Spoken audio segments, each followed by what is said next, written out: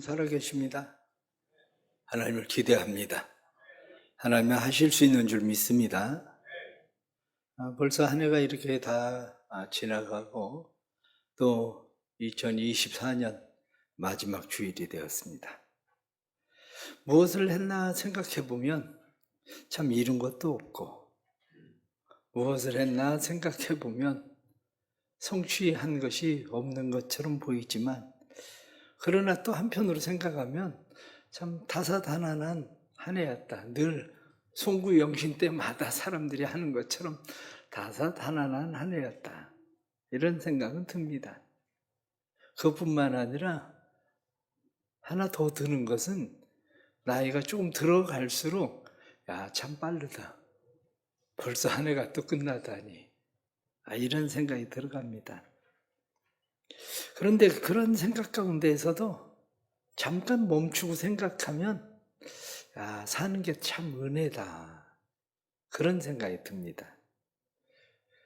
중요한 것은 한 해 동안 무엇을 생각하고 무엇을 보고 살았나 하는 일들인데, 돌이켜서 생각해 보면 한 해가 은혜다. 그런 생각이 들어갑니다. 어떤 사람들은 생각할 때에 모든 사람들이 다 만나고 당하는 그런 인생인데, 은혜는 무슨 은혜라고 그걸 그렇게 이야기하나, 이렇게 생각할 수도 있습니다. 그러나 내 힘으로 이루어지지 않은 것들은 사실은 은혜입니다.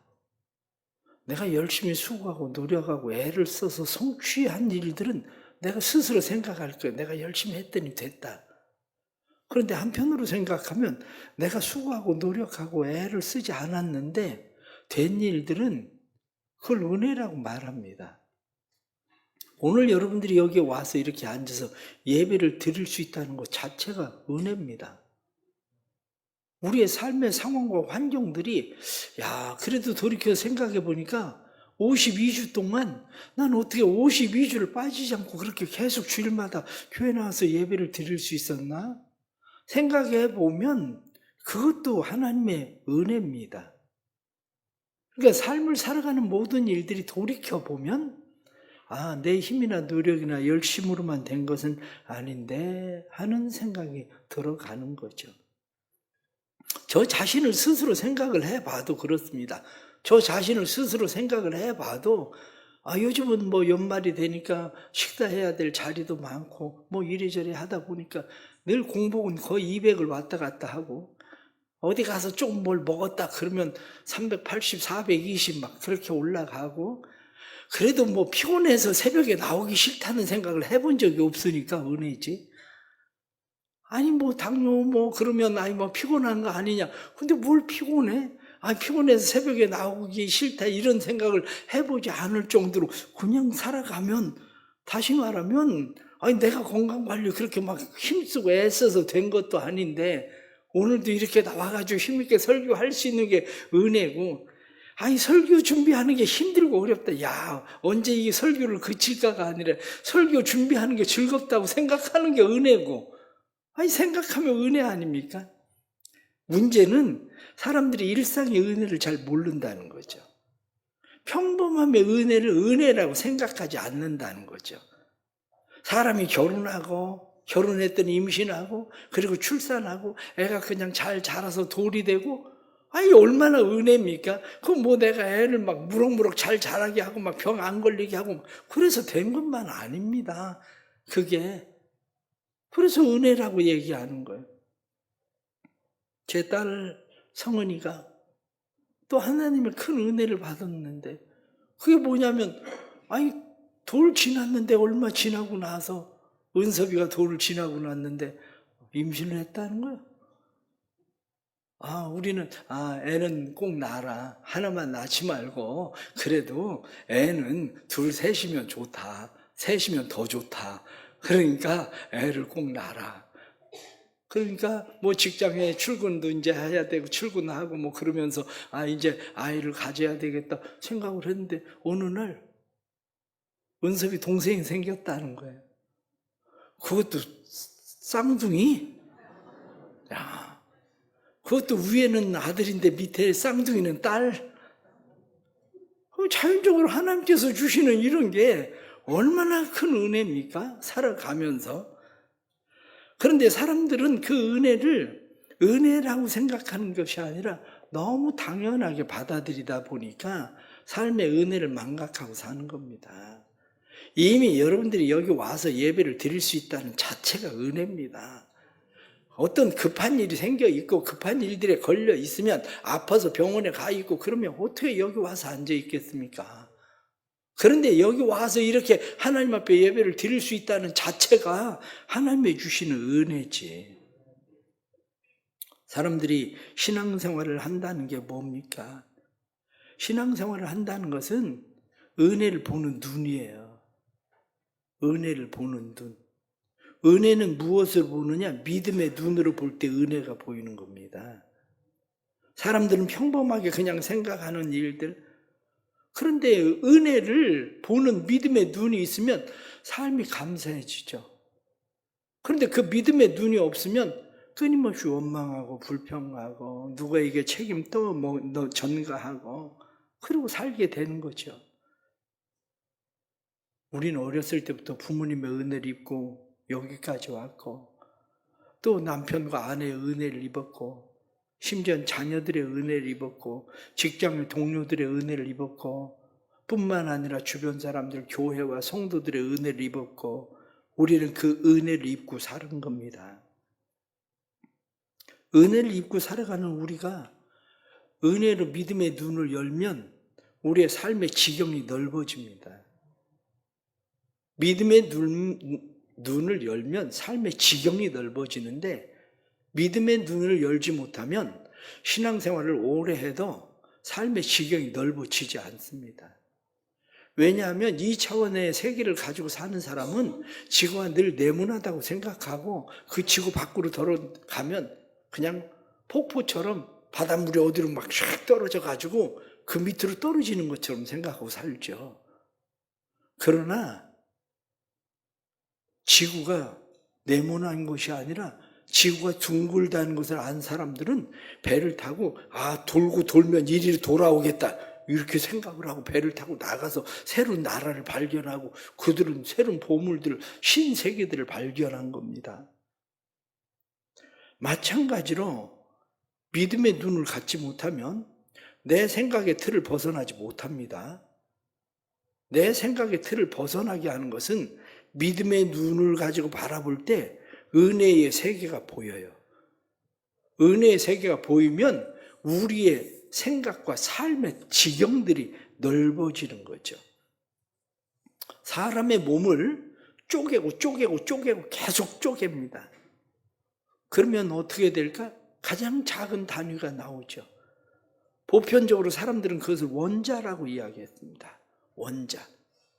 그런데 원자가 전부인 줄 알았더니 과학자들이 새로운 걸 발견했어요. 원자 안에 핵이 있고 전자가 있네? 양성자가 있고 중성자가 있네? 그걸 발견한 거예요. 그런데 핵이라고 하는 것은 원자의 1만 분의 1밖에 안 됩니다. 전자라고 하는 것은 10만 분의 1이에요. 그게 전부 다인 줄 알았어요. 그런데 웬걸? 그 안에 또 다른 뭐가 있네요. 그것을 쿼크, 렙톤 그렇게 이야기합니다. 우리는 생각지도 못했는데 과학자들은 아니야. 원자가 전부가 아니라 그 안에 또 다른 소립자가 있을 거야. 그래서 발견해낸 거예요. 그래서 그것을 발견해낸 사람들이 이것을 발견하고 이거 양자 물리학의 토대로 삼아서 17개의 힘을 매게 하는 표준 모양을 만들었대요.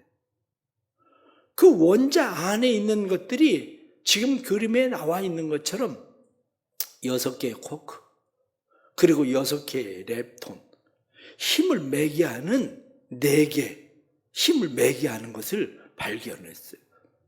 그런데 과학적으로 생각하면 이게 뭐지? 왜냐? 과학적으로는 어떤 힘을 부여하지 않고는 어떤 것도 움직이지 않거든요. 그게 움직일 수 있으려면 다른 데로부터 힘이 와야 되는데, 힘을 매게 하는 네 개가 있어도 무엇인가 힘을 매게 하는 주는 무엇이 있을 텐데, 그게 뭘까? 그게 뭔가 있다는 거예요. 그걸 보고 히그스라고 그래요. 히그스. 그런데 히그스를 하는 사람이 이걸 발견했는데 이게 뭔지는 잘 모르겠다. 그래서 우리는 이것을 신의 입자라고 말한다. 이렇게 얘기하는 거예요. 신의 입자. 이 힘을 부여하는 것은 신 외에는 힘을 부여할 수 있는 데가 없다. 그래서 우리는 이것을 신의 입자라고 말한다. 이것이 1979년 노벨 물리학상을 수상하게 됩니다. 왜 지금 이런 과학적인 이야기들을 하느냐? 과학적인 이야기들을 하는 이유는 사람들은 생각지도 못하고 상상도 못하지만 우리는 믿음의 눈을 가지고 무엇을 바라보면 그 안에 곳곳에 은혜가 있다는 사실을 발견해요. 그런데 사람들은 그걸 은혜라고 생각하지 않고 그냥 평범함으로 치부해버리는 거죠. 이걸 평범함으로 치부해버리는 것뿐만 아니라 조셉 마테라고 하는 목사는 이야기하기를 과잉 은혜다 이렇게 얘기해요. 오늘날 교회들이 과잉 은혜에 사로잡혔다는 거예요. 값싼 은혜만이 아니라 과잉 은혜가 교회 안에 너무 과해졌다는 거예요. 그래서 과잉 은혜에 사로잡힌 교회들, 성도들에 대해서 8가지 특징을 이야기를 합니다. 첫 번째는 교회나 성도들이 죄에 대해서 생각하지 않는다. 교회가 죄에 대해서 설교하지도 않고 교인들이 죄에 대해서 싫어하니까 죄에 대해서는 아예 생각하려고 하지 않아요. 그건 과잉 은혜라는 거예요. 그게. 두 번째는 현대 문화에 의로운 관점을 취하지 않는다.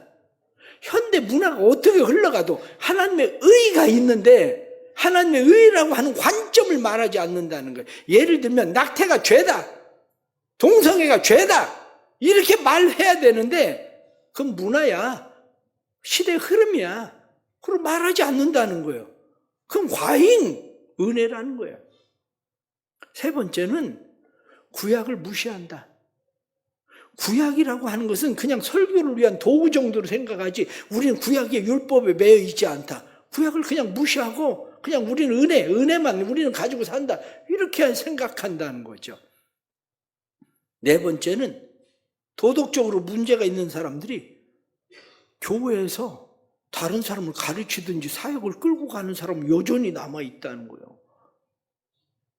교회가 도덕적으로 문제가 있으면 사역에서 그 사람들을 배제시켜야 되는데 도덕적으로 문제가 있으면 그 사람들을 가르치는 일에서 배제시켜야 되는데 교회는 그런 일에 대해서 징계하지도 않고 그냥 쉬쉬쉬쉬하고 눈 감아버린다는 거죠.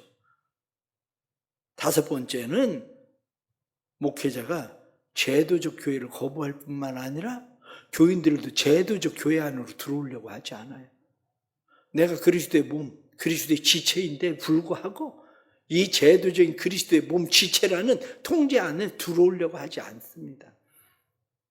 여섯 번째는 11조에 대해서 헌금에 대해서 설교하지도 않고 그 설교를 거부한다. 일곱 번째, 긍정적인 설교만 하지 진짜 메시지 설교하지 않고 그냥 건강, 부, 번영, 사랑, 용서, 인생의 성공 이런 얘기만 할 뿐이지 교회가 진정한 진리를 말하지 않는다는 거예요. 여덟 번째는 교회 중직자들이 아무 제재 없이 일상 속에서 그냥 술 취하고 온갖 육체적인 죄 짓고 그냥 느슨하게 성적 타락을 하고 그러면서도 아무 일도 없다는 듯이 교회 안에서 신앙생활을 한다는 거죠. 그거는 은혜가 아니라 그거는 과잉 은혜다. 그렇게 이야기합니다. 오늘날 교인들을 보면서 정말 많은 성도들이 과잉 은혜, 값싼 은혜에 사로잡혀 있습니다. 그러나 우리가 진짜 해야 되는 것은 과잉 은혜가 아니라 값싼 은혜가 아니라 진짜 은혜를 만나야 됩니다. 진짜 은혜는 오직 예수 그리스도를 발견하는 건데, 예수 그리스도를 발견하는 것은 믿음입니다. 믿음의 눈이 있어야 예수 그리스도를 발견하는 거죠. 그래서 은혜를 발견하는 믿음의 눈이 없으면 아무리 하나님의 은혜를 부어줘도 그게 내게 은혜라는 생각을 하지 않습니다. 부목사 시절 때에 교인들이 제게 물었습니다. 아니 목사님 왜 둘째를 안 보세요? 둘째를 안 보세요? 아니 둘째 낳아야죠. 아니 누가 둘째를 낳고 싫어서 안 낳나요? 안 생기니까 안 낳지. 아니 그런데 왜 그런 걸 자꾸 물어봐? 나보고 어쩌라고? 내가 하나님 대신하리? 한마디로 아니 교인들을 장가 가는 애들한테 그런 거 물어보지 마요. 교인들. 아니 그런 걸 왜 자꾸 물어봐? 처음에 물어볼 때는 걱정해서 그러는구나. 그런데 그 다음부터 자꾸 물어보면 내가 시험 든다니까. 아니 교인들이 항상 얘기하는 게 아니 목사님 둘째 안 보세요. 둘째.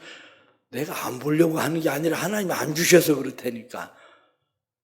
그런데 그러다가 제가 교회 개척을 했잖아요. 교회 개척을 하고 지하에 칸막아서 살고 있는데 어느 날 아내가 저한테 얘기를 한 거예요. 임신했다고. 깜짝 놀랐어요. 헐, 세상 말로. 이 상황에? 이 지하실에서? 아니, 이 상황, 이 지하실에서 애를 낳으면 어떡하겠다고. 그런데 그때는 은혜의 눈이 없었어요.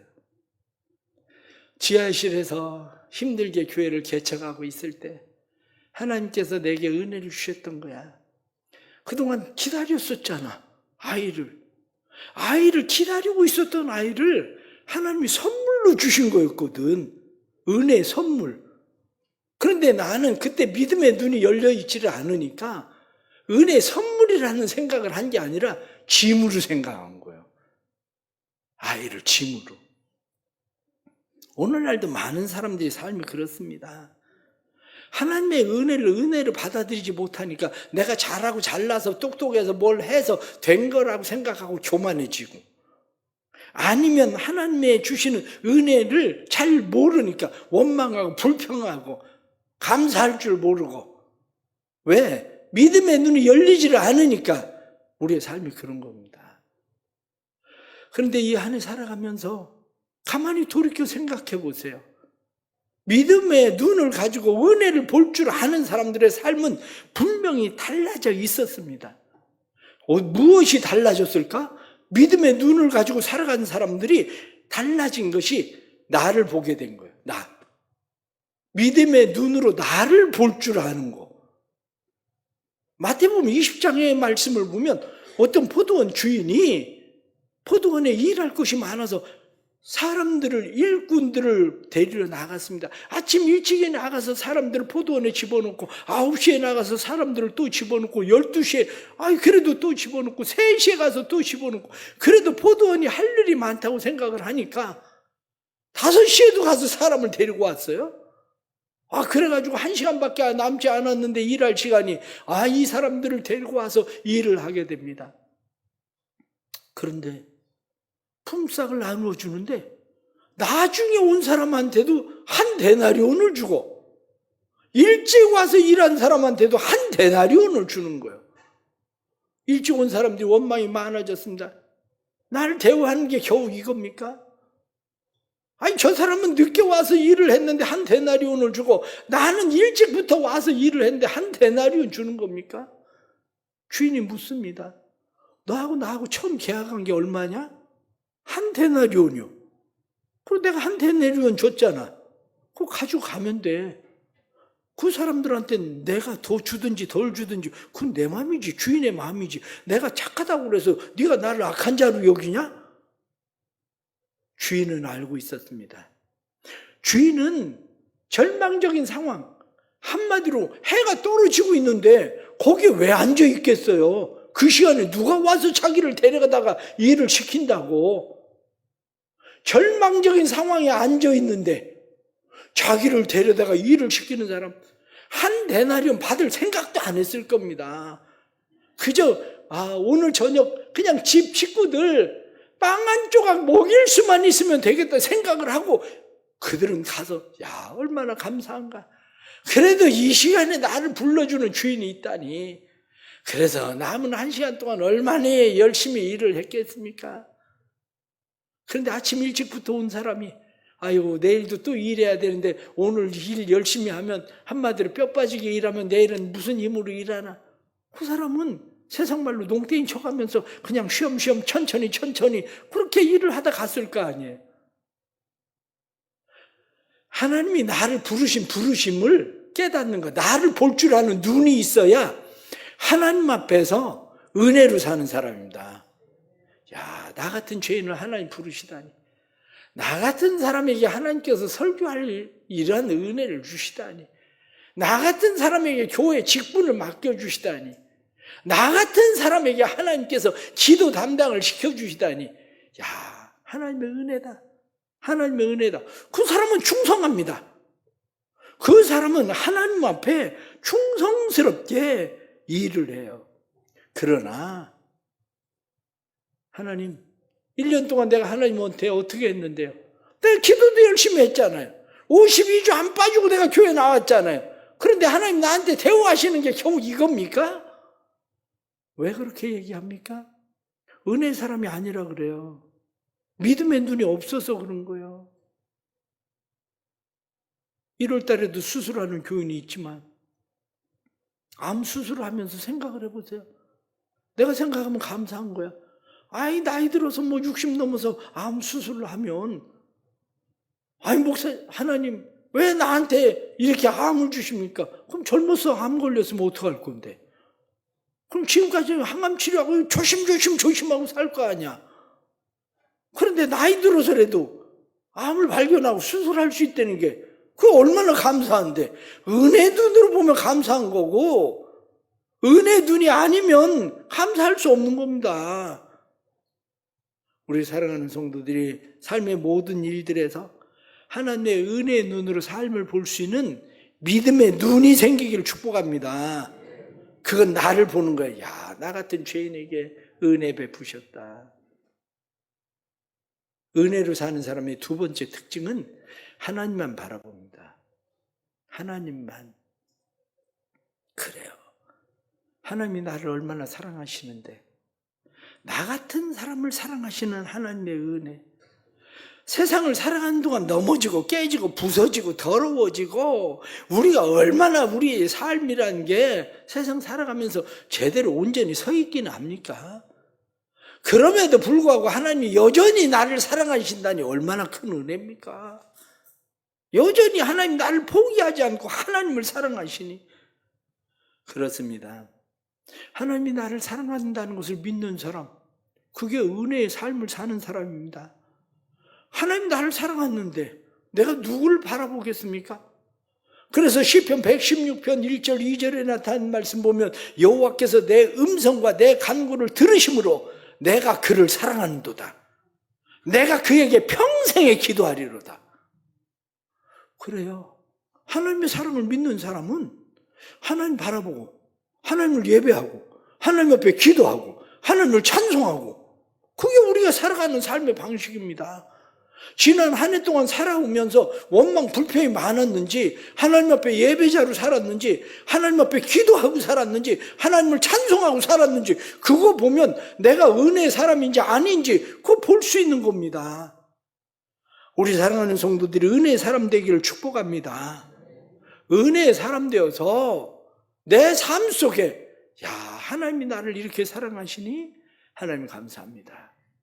내가 구원의 잔을 높이 들고 하나님의 은혜를 찬송하겠습니다. 내가 무엇으로 하나님의 은혜를 보답하겠습니까?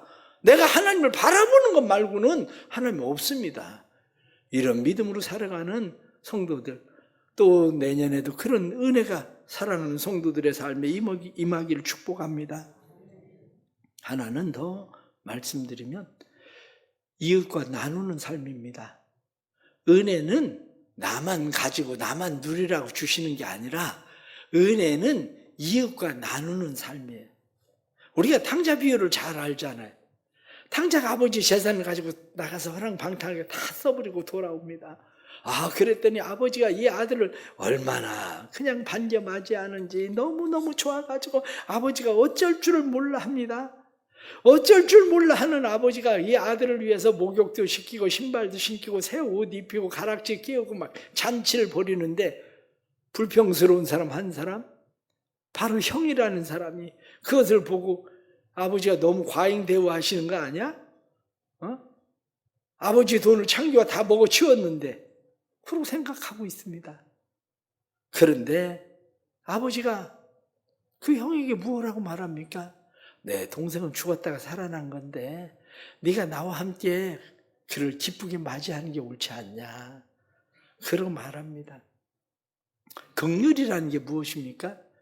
긍휼은 스스로 자신의 문제를 해결할 수 없는 사람에게 도움을 주는 게 긍휼이에요. 은혜는 받을 만한 자격이 없는 사람에게 주어지는 게 은혜고, 아버지의 마음은 내가 아들을 긍휼히 여기는 것처럼 너도 내 마음으로 네 동생을 긍휼히 좀 여겨봐라. 내가 내 아들에게 은혜를 베푸는 것처럼 너도 동생에게 은혜를 베풀어 봐라. 우리의 해야 될 일들이 바로 이겁니다. 하나님의 은혜 입었잖아요. 나만 편하게 잘 먹고 잘 살자고 은혜 받은 거 아닙니다. 은혜는 흘려보낼 때에 하나님의 은혜가 다시 우리에게 부어져요. 은혜는 내 안에 그냥 가두어두면 내 안에서 은혜는 썩어갑니다. 사랑하는 성도들의 마음속에 하나님의 은혜를 흘려보내는 믿음의 성도들이 되기를 주의 이름으로 축복합니다. 하루 종일 우리가 살아가던 일들 생각해보면 뭐 잘한 거 별로 없는데 하나님의 은혜가 내게 부어진 것뿐만 아니라 그 은혜 속에는 하나님의 긍휼하심이 있었던 거죠. 하나님의 은혜의 그 긍휼하심, 이 긍휼하심을 힘입고 날마다 우리의 삶이 주님 앞에 세워지기를 바랍니다. 인생은 하나님의 놀라운 은혜입니다. 왜냐하면 제가 지난 월요일에도 교도소에 가서 5명을 이제 단체 면회를 했습니다.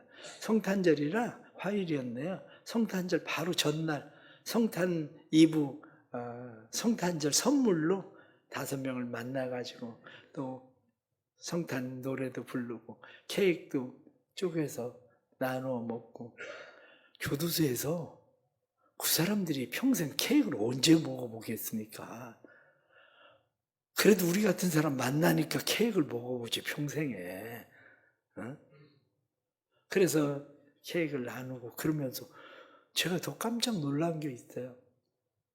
내년부터는 그냥 매월 한 달에 한 번씩 5명을 그냥 이렇게 단체 면회를, 성경 공부도 하고 면회도 하고 그러려고 이제 신청을 해놨거든요. 그런데 이야기하는 중에 어떤 사람은 한 사람을 20년 동안 계속 만나는 사람도 있다는 거예요.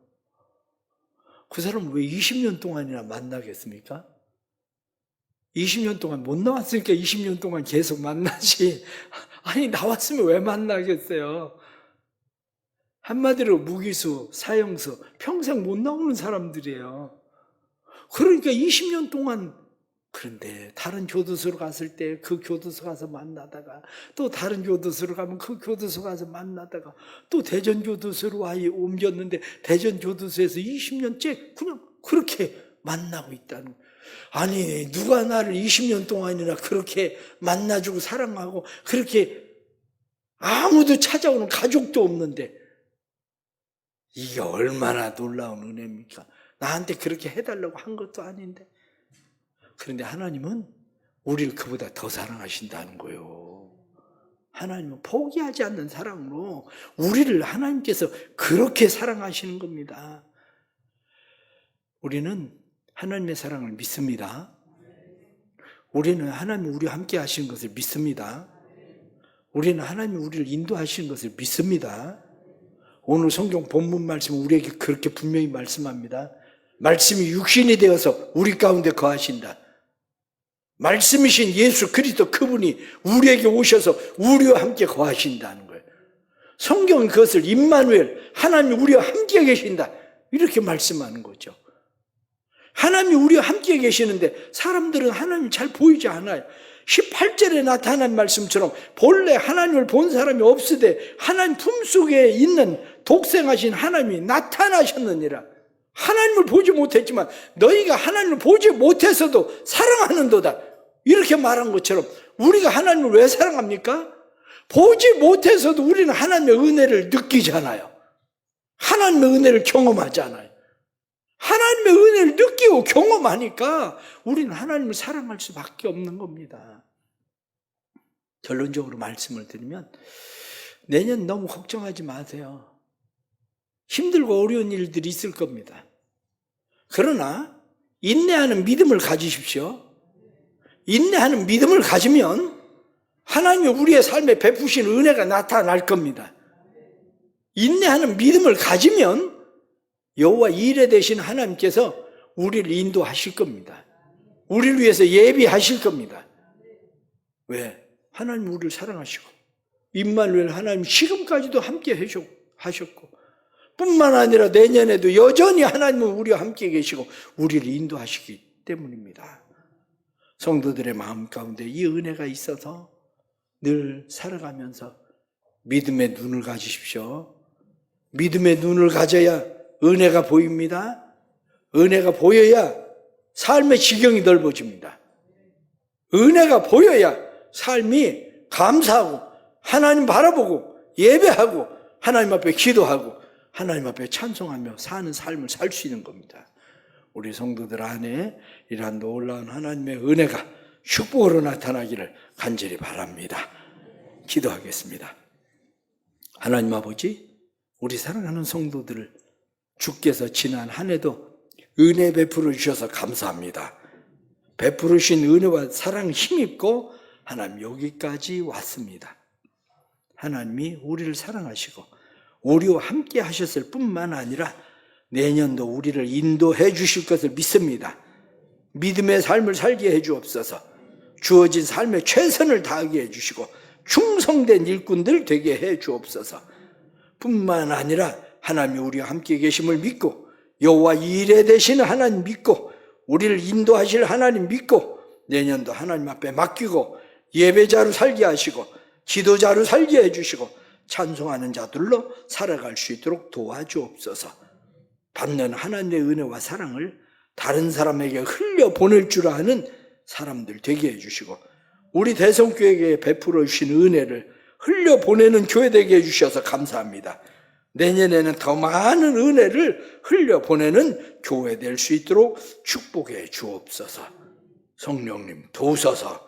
사랑하는 모든 성도들을 도우시고 은혜와 능력으로 충만하게 은혜 위에 은혜를 말씀하신 것처럼 구원의 은혜뿐만 아니라 하늘의 신령한 복, 땅의 기름짐의 복의 은혜를 더하셔서 흩어주고 나누어주고 다른 사람에게 베풀고 남는 은혜의 풍성함을 경험하게 해 주옵소서. 예수님의 이름 받들어 간절히 기도드리옵나이다. 아멘.